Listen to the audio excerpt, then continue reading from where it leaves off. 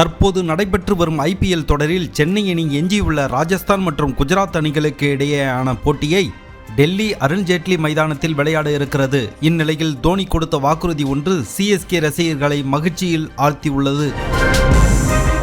தற்போது 43 வயதினை எட்டியுள்ள தோனி அடுத்த ஆண்டு வரை முழு உடற்தகுதியுடன் இருப்பது கடினம் என்பதால் இந்த ஆண்டே ஓய்வை அறிவிப்பார் என இந்த IPL தொடரின் ஆரம்பத்திலிருந்தே பேசப்பட்டு வந்தது. தோனி தற்போது CSK அணியை வலிமைப்படுத்த வேண்டிய வேலையை செய்து வருகிறார். அதன் காரணமாக தற்போது பல்வேறு இளம் வீரர்களை அணிக்குள் கொண்டு வந்துள்ள தோனி சரியான காம்பினேஷனை தேர்ந்தெடுத்து அடுத்த ஆண்டு IPL தொடரில் CSK அணியை மிகச் சிறப்பாக கம்பேக் கொடுக்க வழிவகை செய்வார்.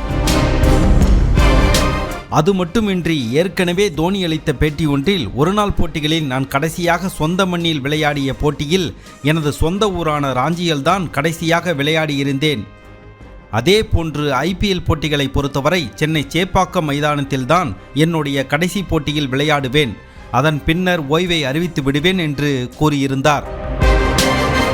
எனவே அவரால் இந்த ஆண்டு மீண்டும் சென்னை சேப்பாக்கம் மைதானத்தில் விளையாட முடியாமல் போகும் சூழல் ஏற்பட்டுள்ளது.